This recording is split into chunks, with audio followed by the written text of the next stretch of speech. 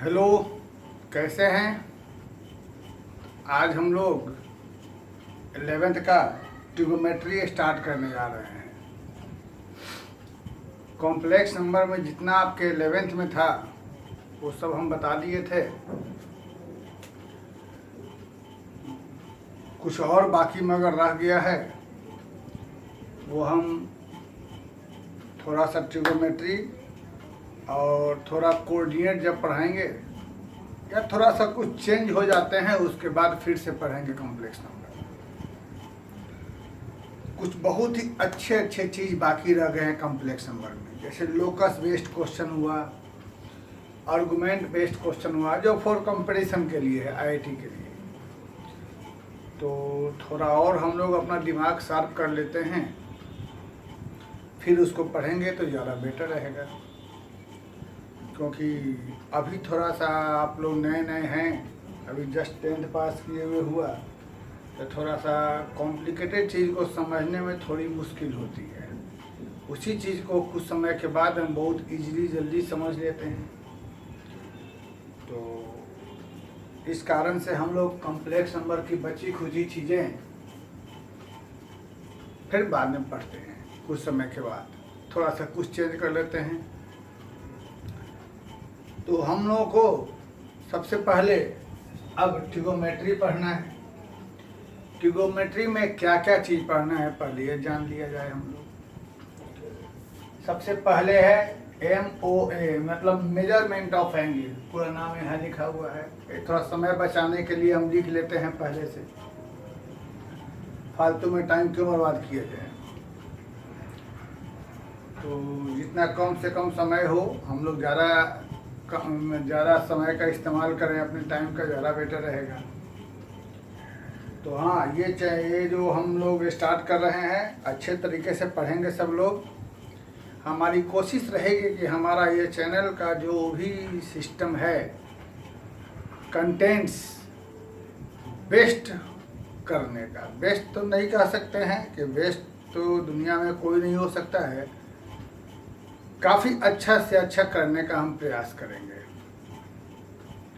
ठीक है, काफ़ी अच्छा से अच्छा करने का प्रयास करेंगे। ट्रिगोमेट्री जैसा कि हमने पहले कहा था, ये खुद अपने आप में भी इम्पोर्टेंट है, लेकिन यह दूसरे टॉपिक्स के लिए ज़्यादा इम्पोर्टेंस रखता है। ऐसा कोई जगह ही नहीं जहाँ ट्रिगोमेट्री नहीं घुसा हुआ हो। तो जैसा कि हम लोग कहते हैं कि कुछ टॉपिक होते हैं कंसेप्चुअल और कुछ टॉपिक होते हैं प्रैक्टिस से। तो कॉम्प्लेक्स नंबर हुआ या सीक्वेंस एंड सीरीज हुआ या फिर हम परमुटेशन कॉम्बिनेशन, ये सब जो है अलजेब्रा के टॉपिक्स है, सो कंसेप्ट, बाकी सारे टॉपिक्स कंसेप्चुअल है। जहाँ तक मेरा ख्याल है इकलौता एक ट्रिगोमेट्री ऐसा टॉपिक है जिसमें कंसेप्ट कम प्रैक्टिस ज़्यादा मायने रखता है। ट्रिगोमेट्री बनाना सिर्फ दो ही कंडीशन पर डिपेंड रहता है। कंसेप्ट तो थोड़ा बहुत रहता ही है, थोड़ा बहुत कहाँ कंसेप्ट नहीं रहेगा, सब जगह रहता है। लेकिन ट्रिगोमेट्री बनाना सबसे ज़्यादा फायदेमंद रहता है।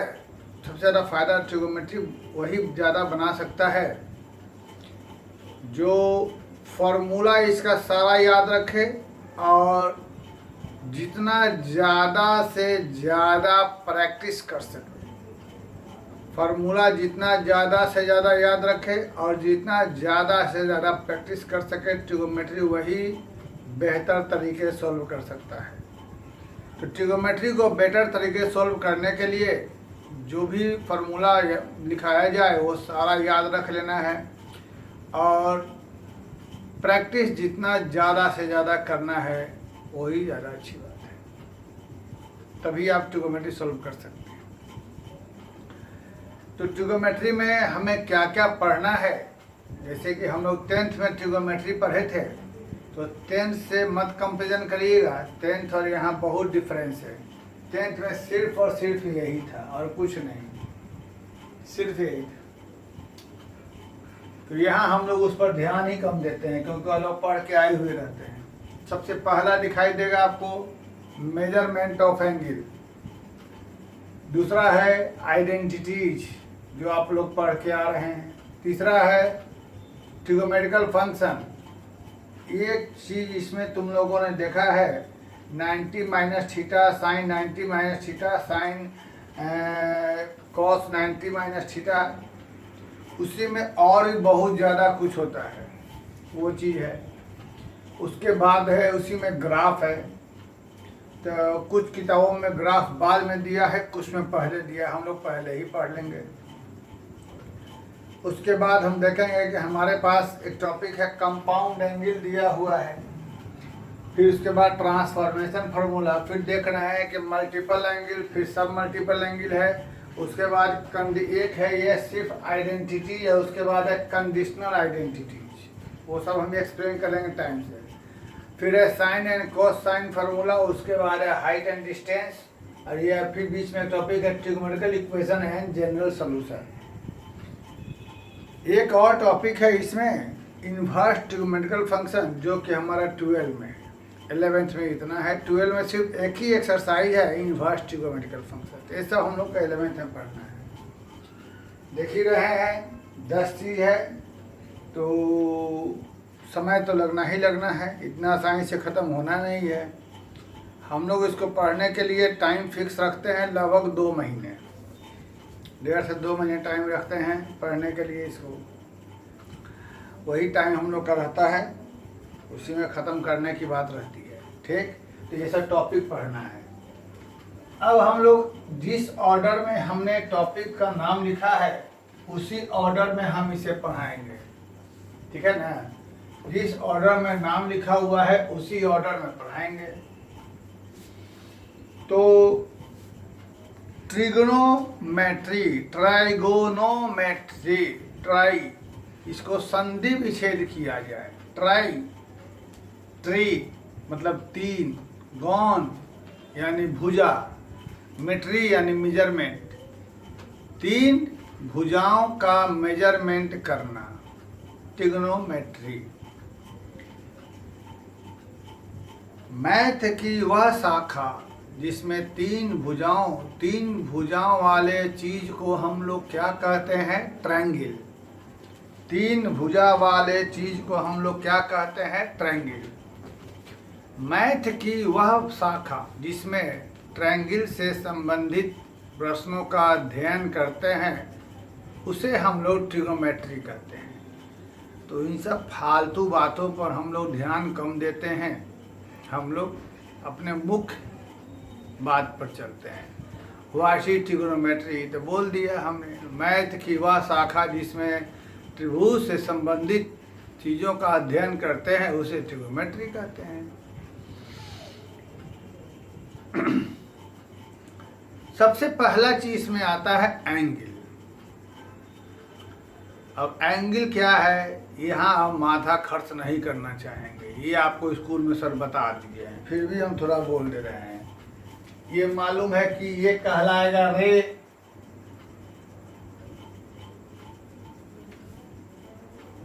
जब यहाँ से एंटी क्लॉक डायरेक्शन में चलेंगे तो ये बनेगा पॉजिटिव एंगल, इसे कहते हैं हम लोग पॉजिटिव एंगल। जो भी एंगल बनेगा इसे कहते हैं ओरिजिन, ये कहता है इनिशियल रे, ये कहलाता है टर्मिनल रे। वो सब पर ज़्यादा ध्यान नहीं देना है, ये सब दुनिया किसी एग्जाम में नहीं आता है।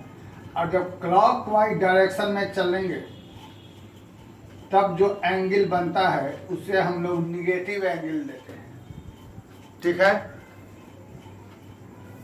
सीधा सीधी बात, एक रे OA हुआ, यहाँ से एंटी क्लॉकवाइज डायरेक्शन में चलेंगे तो जो एंगल फॉर्म हुआ वो कहलाता है पॉजिटिव एंगल। और एंटी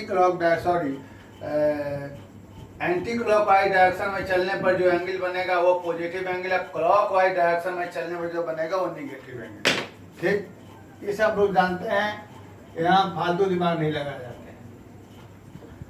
तो सबसे पहले हम लोग थोड़ा मेजरमेंट ऑफ एंगल के बारे में जान लिया जाए। मेजरमेंट ऑफ एंगल के बारे में, मेजरमेंट ऑफ एंगल का मतलब क्या हुआ? एंगल को नापना, ठीक है। तो किसी भी चीज को नापने का, किसी भी चीज को मेजरमेंट करने का, नापना मापना सब एक ही चीज है, मेजरमेंट करना सब एक ही चीज है। नापने का यानी मापने का अलग अलग स्केल होता है, स्केल।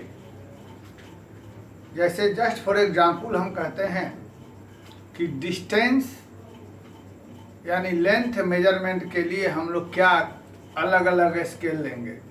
तो तुम लोग कहोगे सर लेंथ मेजरमेंट के लिए हमारा अलग अलग स्केल आएगा, मीटर, किलोमीटर, सेंटीमीटर। फिर से बोल दे रहे हैं, यदि हम पूछें कि लेंथ मेजरमेंट का अलग अलग स्केल क्या है, तो हम कहेंगे, तुम लोग कहोगे कि लेंथ मेजरमेंट का अलग अलग स्केल है मीटर, सेंटीमीटर, किलोमीटर। लेकिन मैं कहूँगा यह सही नहीं है, क्योंकि मीटर हमारा स्टैंडर्ड यूनिट है। इसी से लंबी दूरी को मेजरमेंट करने के लिए हमने मीटर को किलोमीटर में चेंज किया, और छोटे डिस्टेंस को मेजरमेंट करने के लिए हमने मीटर को सेंटीमीटर में बदला, और छोटे को करने के लिए हम उसे डेसीमीटर, मिलीमीटर, और बड़े के लिए किलोमीटर को हमने और अलग अलग बहुत पार्ट में बांटा। जैसे बहुत दूर जाके लाइट ईयर तक हो गया, ये अलग चीज़ सब है। तो अलग अलग स्केल जब लेने की बात आएगी तो डिफरेंट स्केल हम कहेंगे मीटर, फुट, गज। मीटर, सेंटीमीटर, किलोमीटर नहीं, क्योंकि सब एक ही स्केल है। बस इसको छोटा दूरी नापने के लिए सेंटीमीटर, बीच वाले के लिए मीटर, बड़ा के लिए किलोमीटर का, सब एक ही स्केल है। अलग अलग स्केल की जहाँ बात आएगी वहाँ हम कहेंगे कि मीटर, फुट एंड गज, ये तीनों डिफरेंट स्केल है, ठीक है। एक मीटर बराबर नहीं एक फुट के, एक फुट बराबर नहीं एक गज के, तीनों अलग अलग स्केल है, ठीक है। तो वैसे ही जैसे कि हम लोग टेम्परेचर मेजरमेंट के लिए पढ़ते हैं डिग्री सेल्सियस, फ़ारेनहाइट, केल्विन, पढ़े हैं हम लोग स्कूल में कि टेम्परेचर मेजरमेंट के लिए अलग अलग स्केल होता है, सेल्सियस, फ़ारेनहाइट, केल्विन। वैसे ही यहाँ एंगल मेजरमेंट के लिए भी अलग अलग स्केल होता है। अलग अलग स्केल क्या है? तो एक डिग्री सिस्टम है, ग्रेड सिस्टम है, और एक हमारा रेडियन सिस्टम है। ये अलग अलग क्यों है? आप जानते हैं कि भारत में पैसे को रुपया कहते हैं, अमेरिका में डॉलर कहते हैं, इंग्लैंड में पाउंड कहते हैं। अलग अलग देश में हर चीज़ का एक अलग अलग नाम होता है। ऐसा क्यों होता है? क्योंकि वहाँ पर जिस चीज़ की जो देश रहता है वो अपने हिसाब से उसको खोज करता है, उसी हिसाब से नाम दिया जाता है। उसी तरीके से यहाँ पर एंगल नापने के लिए भी अलग अलग देश ने अलग अलग खोज किया। तो सवाल यह है कि अलग अलग देश ने अलग अलग खोज किया, तो कोई तो एक स्टैंडर्ड चीज़ होगा, कोई एक स्टैंडर्ड चीज़ होगा जहाँ से सबको एक बेसिक चीज़ लेकर चला गया होगा। जैसे हम लोग देखते हैं यहाँ पर कि आपका पैसा, तो किसी देश में आपको पाउंड है, कहीं आपको रुपया है, कहीं दिनार है, कहीं रियाल, कहीं कुछ है, कहीं कुछ है। लेकिन आप देखिएगा पूरे वर्ल्ड में जो रुपया का मेन यूनिट माना गया है वो यूएस डॉलर। जैसे यूएस डॉलर सबसे मेन है, उसी से पूरे वर्ल्ड के रुपये को कंपेरिजन किया जाता है। वैसे डिस्टेंस नापने के लिए हर जगह अलग अलग सब स्केल है। लेकिन देखिएगा सबसे मेन चीज़ है या तो 1 फीट या 1 मीटर, सबसे स्टैंडर्ड माना गया है मीटर। तो 1 मीटर क्या है? तो पूरे दुनिया में सब लोग जो स्कूल में पढ़े होंगे, स्कूल में आईसीएसई बोर्ड में ज़्यादा बताया गया रहता है कि 1 मीटर का डेफिनीशन क्या होता है। तो 1 मीटर का डेफिनीशन अलग अलग होता है, ये फिजिक्स में है, उस पर अभी नहीं दिमाग खर्च करेंगे। 1 मीटर के 3-4 डेफिनेशन हैं, उस पर हम अभी दिमाग नहीं खर्च करेंगे। फिलहाल एक स्टैंडर्ड कहा गया है कि फ्रांस में 0 डिग्री टेम्परेचर पे एक पेरिस रेडियम की छड़ रखी हुई है, इसकी लंबाई को 1 मीटर माना गया है। सब उसी से कंपेरिजन किया जाता है, वो दिमाग ज़्यादा खर्च नहीं करेंगे। 1 मीटर स्टैंडर्ड माना गया है, ठीक है। तो उसी 1 मीटर को स्टैंडर्ड से ले करके हम बाकी सब दुनिया का सब मेजरमेंट ऑफ स्केल अलग बनाए हैं। वैसे ही यहाँ भी हम लोग एंगल के लिए भी एक स्टैंडर्ड लेकर चलेंगे। तो भाई अब सब देश अपना अलग अलग खोज करेगा तो हम किसको स्टैंडर्ड मानेंगे। अब सुनिए, अब आता है ये शुरू बात। ये एक सरफेस है। अब दुनिया में कहीं भी सरफेस एक ही तरह का दिखाई देगा। अब इस सरफेस को दो म्यूचुअल परपेंडिकुलर लाइन तो कभी खत्म नहीं होता है, दो म्यूचुअल परपेंडिकुलर लाइन, एक लाइन ऐसा एक लाइन। अब परपेंडिकुलर लाइन कहेगा तो कभी आप ऐसे तो नहीं डाल सकते क्योंकि यह परपेंडिकुलर नहीं कहलाएगा।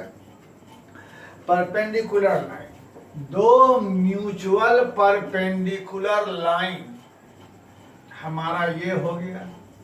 तो दो म्यूचुअल परपेंडिकुलर लाइंस के द्वारा इस पूरे प्लेन को हमने 4 बराबर भाग में बांटा।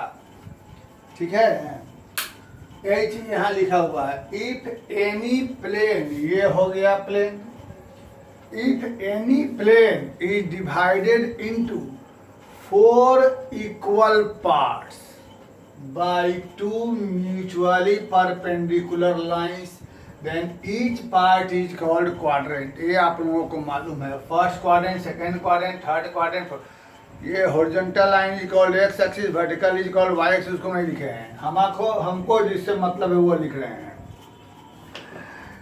तो any plane divided into 4 equal parts by 2 mutual perpendicular line, then each part is called quadrant. और बेसिक चीज, angle formed by each quadrant is called one right angle. यही हमें देखना है, क्योंकि अब दुनिया में एक चीज तो ऐसा होना चाहिए कि हर जगह फिक्स हो, उसमें कहीं कोई बदलाव नहीं है। वह चीज क्या है? अब दुनिया में किसी भी प्लेन को जब आप दो परपेंडिकुलर लाइन से द्वारा 4 भाग में डिवाइड करेंगे तो पूरे वर्ल्ड में हर जगह ये चारों पार्ट सेम एरिया बटेगा। कहीं भी ना ये छोटा होगा ना बड़ा होगा। तुम कहोगे कि सर देखिए ना ये छोटा हो गया, ये छोटा हो गया। अरे बेटा ये लाइन है तो इनफाइनाइट तक जा रहा है, इनफाइनाइट तक जा रहा है, छोटा कहाँ हो गया? इसको आगे बढ़ाई ना, बंद थोड़े हो गया। तो ये तो सब में सब जगह सेम एरिया है, कभी छोटा बड़ा नहीं हो सकता है एरिया। वही चीज हम कहना चाह रहे हैं। तो पूरे वर्ल्ड में कहीं भी किसी भी जगह एक सरफेस को जब हम लोग 4 पार्ट में बांटेंगे, इक्वल पार्ट में 4 पार्ट में बांटेंगे, 2 परपेंडिकुलर लाइन के द्वारा चारों पार्ट हमारा इक्वल रहेगा और हर पार्ट कहलाएगा क्वाड्रेंट। और अब एक क्वाड्रेंट से जो भी एंगल बनता है वही एंगल कहलाता है हमारा वन राइट। बेसिक चीज यही है, वन राइट एंगल। अब इसी जैसे 1 मीटर बेसिक था, 1 मीटर को लेके चले तो किलोमीटर बदला, उसी को सेंटीमीटर, डेसीमीटर, हेक्टोमीटर से बदला। तो वैसे ही बेसिक जैसे 1 मीटर था तो यहाँ बेसिक क्या हमारा आया? 1 राइट एंगल, 1 राइट एंगल। तो कोई भी प्लेन जब 4 बराबर भाग में बांटा जाएगा 2 परपेंडिकुलर लाइन के द्वारा, तो हर एक पार्ट कहलाता है क्वाड्रेंट। और एक क्वाड्रेंट से जो भी एंगल बनता है उसे हम लोग कहते हैं वन राइट एंगल। ये हुआ 1 राइट एंगल। अब आप आगे की बात। तो अब सवाल यह है कि जैसे तुमको मालूम है कि 1 मीटर इतना बड़ा होगा, जस्ट फॉर एग्जाम्पल। तो 1 मीटर से हम इस कलम को मेजरमेंट नहीं कर सकते हैं। इस कलम को मेजरमेंट करने के लिए हमने और मेजरमेंट करना होगा तो क्या बोलेंगे? इतने बड़े 1 मीटर का ही 1/10 पार्ट है या 1/5 पार्ट है, 1/50, ऐसा कुछ कहेंगे, अंदाज से अप्रोक्सीमेट कहेंगे, एग्जैक्ट नहीं बता सकते। तो हम इसे कहेंगे कि 1 मीटर का इतना हिस्सा। एग्जैक्ट मेजरमेंट के लिए 1 मीटर इतना बड़ा हो गया, तो छोटे चीज को मेजरमेंट करने के, सही मेजरमेंट के लिए, एक्यूरेट मेजरमेंट के लिए हम लोग उसको छोटे छोटे पार्ट में बांटते हैं।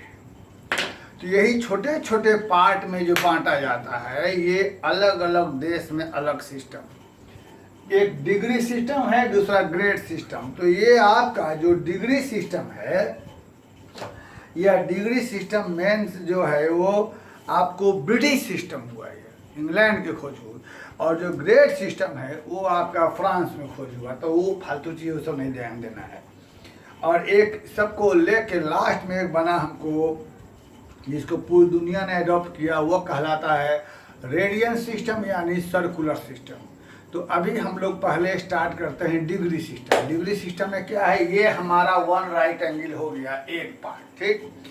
अब एक पार्ट में हमने कहा कि ये जो 1 मीटर से हम इस कलम को मेजरमेंट नहीं कर सकते हैं, तो कलम को मेजरमेंट करने के लिए हमने 1 मीटर को 10 पार्ट में बदला, जो कहलाया हमारा डेसीमीटर। वैसे ही इस एक राइट एंगल को हम सही से और छोटे पार्ट, जैसे एक राइट एंगल हम देख रहे हैं कितना बड़ा हो गया, ये हमारा एक राइट एंगल है, तो उससे हम लोग इस एंगल को कैसे बताएंगे ये हमारा राइट एंगल, ये कितना एंगल रहेगा, नहीं बता सकते हैं। इतना एरिया हुआ एक राइट एंगल, तो ये एंगल क्या बोलेंगे, एक राइट एंगल का 8वां हिस्सा, ऐसा ही कुछ बोल सकते हैं।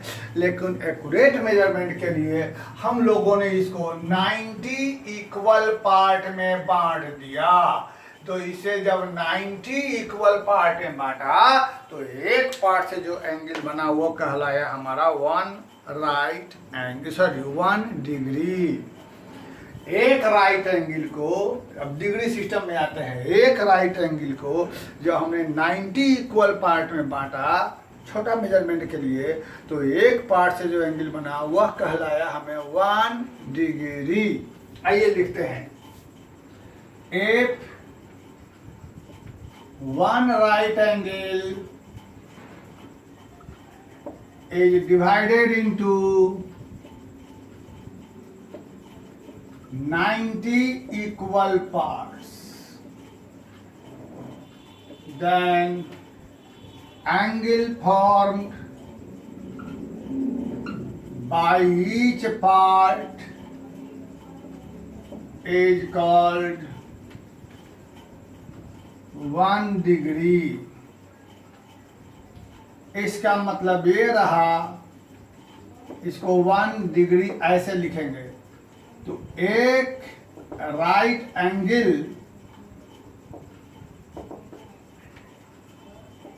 बराबर 90 डिग्री। समझ गए बात को, क्लियर हो गई बातचीत। तो एक राइट एंगल को जब हम लोग 90 इक्वल पार्ट में डिवाइड करते हैं, if 1 right angle is divided into 90 equal parts, ये डिग्री सिस्टम में चल रहा है, then angle formed by each part is called 1 degree. ठीक है ना। If 1 right angle is divided into 90 equal parts, then angle formed by each part is called 1 degree. इस कारण से एक राइट एंगल बराबर 90 डिग्री हो जाएगा। लेकिन अब सवाल है यहाँ पर कि 1 मीटर से आप लोग इस कलम को नहीं नाप सकते थे, तो कलम को नापने के लिए आपने क्या किया कि इसको छोटे पार्ट में बदला, डेसीमीटर में। लेकिन उससे इस कवर को नहीं नाप सकते थे, तो कवर को नापने के लिए डेसीमीटर को और छोटे पार्ट में बदला, जो क्या कहलाया हमें सेंटीमीटर। वैसे ही एक राइट एंगल को छोटे पार्ट में एक छोटे पार्ट में बदला छोटा एंगल नापने के लिए। लेकिन और भी छोटा एंगल नापने के लिए होगा, तब क्या करेंगे, तब यहाँ पर 1 डिग्री को फिर से फर्दर 60 पार्ट में बदला, तो एक पार्ट कहलाया मिनट, तो 1 डिग्री बराबर 60 मिनट। ध्यान रहे, ये घड़ी की टाइम वाला मिनट सेकेंड नहीं है, यह एंगल मेजरमेंट का मिनट हुआ है ना, एंगल मेजरमेंट का।